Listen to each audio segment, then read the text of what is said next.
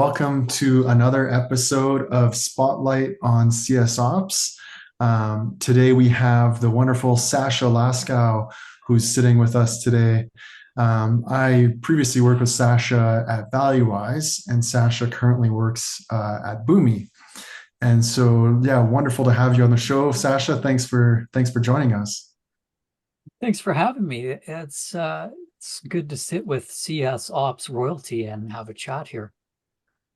Sasha, it's so great to meet you, and thank you. I have a non-CS ops question to open, which is your background meaningful? I feel like I should scan it with my phone or something, but what is happening in your background, and does it have some meaning for you? Yeah, if you scan it with your phone, it donates $5 to my PayPal. No, I'm just kidding. Okay, Uh, let's get it out. I'm signing up right now. it's acoustic panels, so music is my passion outside of Gainsight and CS Ops. So it helps the acoustic response of my speakers in my room and looks cool. Awesome. I do see the guitar perhaps off there to the side behind you. Yeah, Yeah, okay. there's a bunch of guitars and amps and like gear all around me here that you can't see. Awesome. The Awesome. so Well, we're basically in your studio, your music studio, as well as maybe your CS Ops studio, I guess. Yeah, it's my office as well. So when I get filled with rage, I can work on some death metal and just take a break. Yeah, I was gonna say, I think it's not just any music that you play, it's death metal, which is pretty unbelievable. So, and I've seen videos of Sacha on YouTube and stuff rocking out with his band. So it's pretty it's next level for sure. Yeah, like most people grow crazy. out of it by my age, but I just never did. I just stuck with it. That's awesome. So great. Hey, with death metal as your non-CS ops, which sounds like an amazing bit of therapy, tell us how you did get into CS ops. Give us some of your background, your history, what brought you to this point, Sasha. Yeah, sure. Nice segue. So I've been in the software industry for a long time. I don't know, 15 years or more probably. And I was doing customer success type activities at a software company before it was called customer success and when software was primarily on premise and on servers and stuff like that. That's where I started and eventually got into a SaaS company here in Calgary, Alberta, Canada, and kind of helped build out a CS team. It was myself and one other CSM and our leader, Mathieu, who you guys know, or at least John does. So we built out the customer success function at that company, and I just wanted to have tools for the team to do better and be more efficient and stuff like that. So that's where we started investigating like what kind of platforms were out there. So we tried to Tango for a bit and eventually ended up with Gainsight. And it was just off the side of my desk, like I was a leader of the team. So I was managing a team and I had my own clients and I was doing hiring and all kinds of stuff, but also doing CS ops on the side and implementing Gainsight as well. And yeah, I really liked it. And then I got the opportunity to work at ValueWise with Jean, which really threw me into the deep end of CS ops and Gainsight and seeing, how these other big, huge SaaS organizations were implementing Gainsight and consulting them on best practices and things. So that really opened my eyes to kind of a broader world of CS ops and how larger teams and other teams were doing things. And so yeah, I've been full on CS ops Gainsight world since then. And what do you do? Do you just do Gainsight, or do you do? I think you recently changed your role at Boomi. Are you also doing like more CSOP strategy stuff now as well? Yeah, so at Boomi, I'm doing more strategy now. So I think like it depends where you are, but for me, it's always been a pretty large component of the role. it's not necessarily what it seems like on paper. I guess at smaller, medium companies where you can just work on Gainsight all day and build rules and hands to keyboard kind of stuff, there's a lot more consultation and strategy input and designing processes and things like that. So that was already part of my role, but now it's kind of more formal and I'm focusing more on that part, and we'll get some more help on the kind of day-to-day Gainsight stuff. How do you So many of us, Sasha, oh, sorry, Jean. So many of us, Sasha, want to, or we're encouraged to maybe be more strategic. Like, I think it's almost like you have to be more strategic to advance or something. But you referenced it in your journey. Like, for a while you're doing one thing, very hands-on keyboard. Now you're in more of a strategy role. So what shifted for you, or what would you say to other folks who are maybe like, yeah, how do I get more strategic? Yeah, I think for me, I have the domain and industry knowledge of customer success because I've been in it. I'm like somewhat of a veteran, I guess you could say at this point. So I've been in the trenches, I've done the job, I've been an IC and I've led a team. And so I think when I'm thinking of a technical implementation or a new tool or a new process or something, I'm thinking about it strategically, and I'm thinking about it from the perspective of the people that are going to be doing it, like the CSMs, and I'm ultimately thinking about it from how it affects the customers as well. So I think I think you see people in ops come from like two worlds. Most of the time you see people who are like me, they come from like a CSM background, so they know the industry really well, which helps with the strategic thinking. And then there's people that come from like a more technical background, so they'd be like better than me at some of the technical stuff, like the data manipulation and stuff. That's not my biggest strength. That's more of stuff that I've learned because I just had to do it. So I think for those people, they have the chops to implement things, but they might need to learn more about customer success, like as a practice, and what the industry is all about, and what the CSMs with on the ground are doing every day and stuff like that. So I think yeah, in CS ops, your customers are the CSM team and the end customers eventually. So you need to kind of have those perspectives in mind when you're doing your thing. so much of CS ops, I think like all of us come from this like tremendous amount of experience. Like either we had CS or customer facing experience maybe at one point. We ran systems maybe at one point.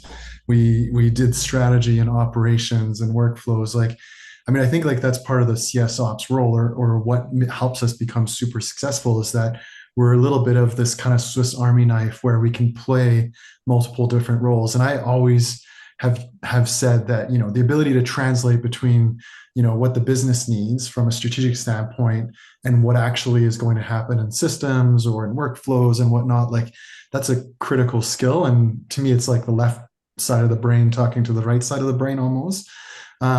Is there anything like that you did or that you would say was you found incredibly helpful in learning like those aspects of the breadth of this role that you now play? Yeah, I think just immersing yourself in all the resources that are available for sure. Like I wasn't just punching the clock and doing my job. Like I was subscribing to all the blogs and looking out for podcasts, which there was no CS ops podcasts back in my day, but now there is. So, just find all the resources that are out there. Like Gainsight obviously is a great starting point. They put out a lot of like thought leadership and stuff, but so do all the other creators of tools and things. And now there's various kind of CS strategists like VPs or whoever else that have their content and blogs and things like that. So just yeah, finding the good content out there and kind of immersing yourself like you would in your hobby or your passion, and learn as much as you can. Be like a sponge and absorb all the different perspectives and information that you can out there, and then put that through the lens of your own experience as you implement your own ideas. That makes a lot of sense because yeah, I think when we started out, like there was a Gainsight, there was a Tatango. There certainly wasn't, I don't even remember anyone else at the time. I think, like the Plan Hats, the Catalysts, the Client Success, those guys all came like a while after. And now there's this breadth of technology out there that's all pushing out content. And so even if you're using Tatango or not using Tatango or using, or not using Gainsight, whatever it may be, I definitely as well like recommend like make sure that you prescribe to the content, because even if you're not using the tools, there's a ton that you can learn. Yeah, and then but on the flip side, there is no dogma, right? Like you might have your own ideas too and your own perspective, and your team might do things differently than other teams typically do, or whatever. So, you can take those ideas and apply them to your own experiences and perspective, but you don't have to take them as like the thing to do. Like there's lots of different ways to accomplish things and put your own spin on it. Like your scorecard doesn't have to be what Gainsight uses, and so on and so forth. Yeah, I think there's so many ways to do what we do in CS Ops. Now you mentioned you worked at smaller shops, then as part of your value-wise experience, you were tending to work for, at least interact significantly with, much larger CS and enterprise caliber companies. What differences did you see, or what similarities did you see as you were traversing these companies of various sizes? Yeah, good question. I think, well, obviously the larger companies are more resourced for one thing, so they have more help with focusing on things like they have a dedicated Gainsight administrator, or maybe a team of more than one, or they have, if they need like help with integrating product usage data, they have like a dedicated resource for that versus trying to just get time with people whenever you can. So I think hopefully the good companies anyways are more invested in customer success and understand what CS ops even is as a discipline, whereas with younger companies, it's more of like filling the gaps and figuring out what we need to do and why we need to do things. And so it's less of a prescriptive approach, I think, as they traverse that maturity curve. Makes sense. Is there anything that before you got into this field and as you started like going through those experiences, is there anything you wish you had known like before you jumped into operations, or even in CS for that matter? 'Cause it sounds like you kind of started there as well. Is there anything that you wish you had known? Like I know growing up they didn't teach this in school and CS was barely a thing. So looking back, is there anything that you wish you had known when you were first starting in the field? Yeah, I think maybe the misconception that people have might be that CS ops is just technical and just very much building rules and understanding how Gainsight works and what fields are and stuff. And like in my experience anyways, and I've been at a few places, that technical work is a pretty small part of what I do all day. And a much larger part of what I do is interacting with humans, like building consensus on how we're going to move forward, building relationships with people cross-functionally so that we can get the things we need to actually make things happen, because you can't just do it alone. And so you can't really, I think, just be a person working in isolation and tip-tapping away on rules, unless maybe you're at a very big company and you've got that kind of level of specialization. But at least in my experience, it's been very much human focused, building relationships. How do we communicate? How do we change manage? How do we strategize and build consensus together on a way forward? Those are more challenging than like finding the technical aspects of Gainsight or figuring out how to build a rule. That makes What are sense. your Yeah. recommendations there? Right. I mean, I agree with you. There's so much relationship building and maybe negotiation and compromise is some might compare it to like a large political treaty that has to be formed. But what are your recommendations as far as building those relationships and then sort of conducting those negotiations, Sacha?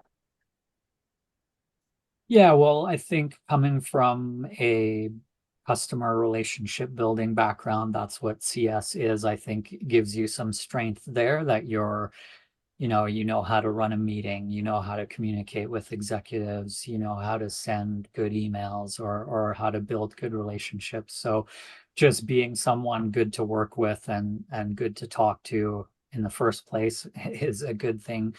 Don't be a jerk. That's a big one. But yeah, I mean, I think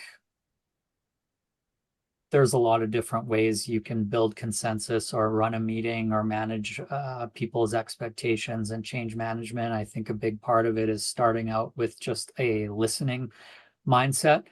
When you're coming into something new, you don't know the dynamics of the team, you don't know the people that well.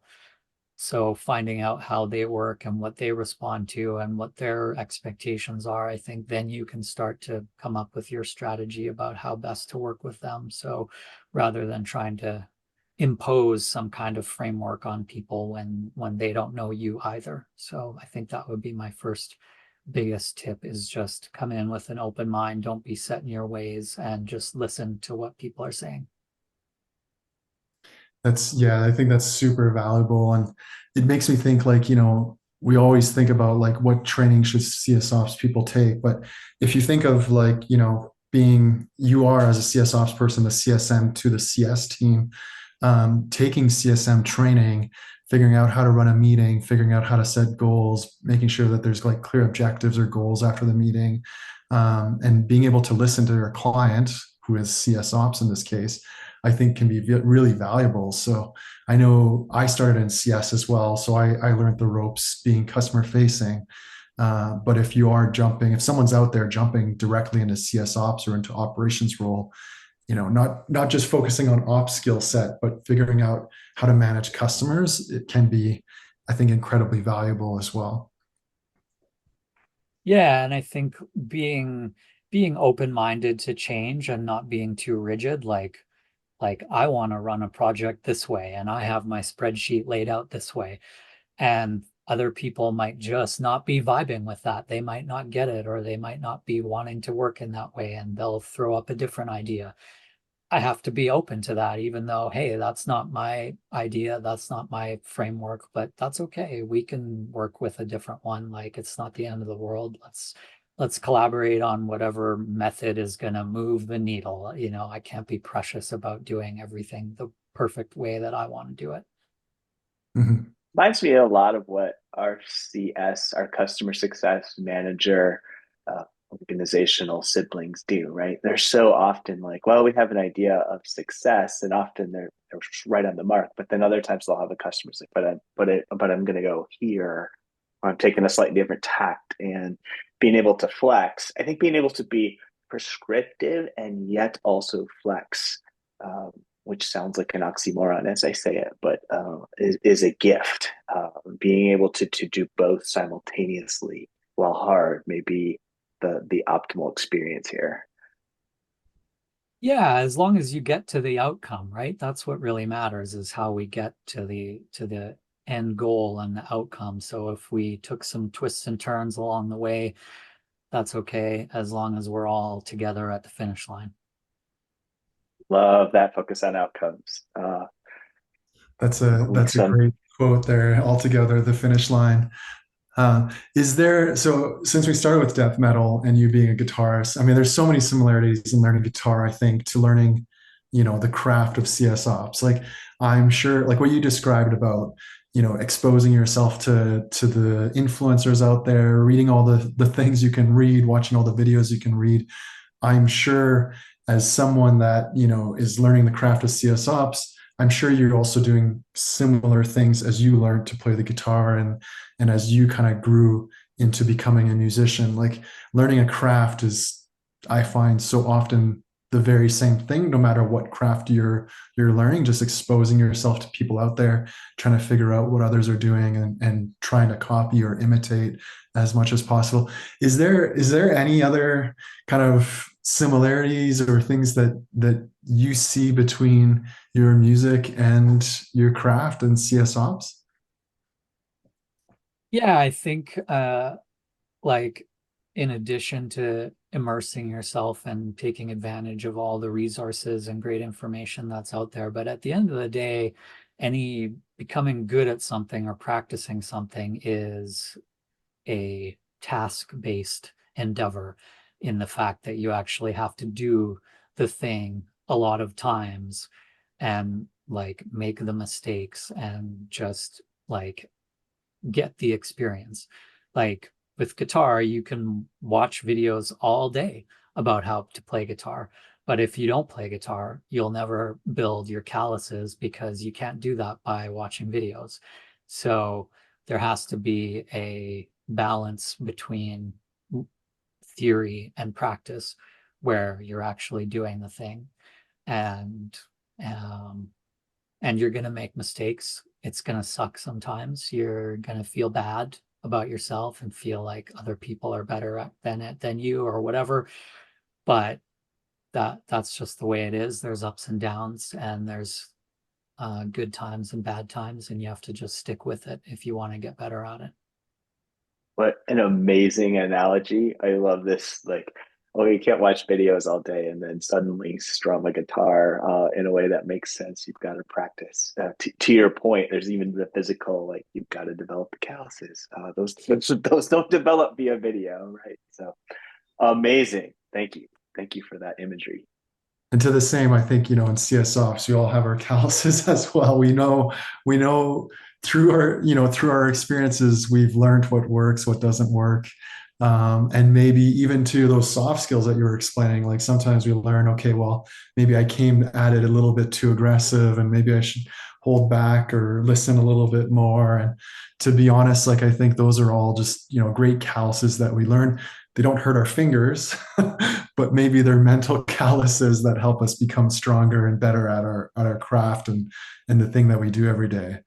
So thank you so much, Sacha. It's been wonderful to have you on the show, and really appreciate the insights and all the experiences that you shared with us. So once again, yeah, thank you for joining us and on this wonderful podcast that we're trying to create. My pleasure. It's awesome. Thank you, guys. Thank you both for putting this together. And yeah, nice to chat with you. Thank you. Thanks, Awesome. Sasha.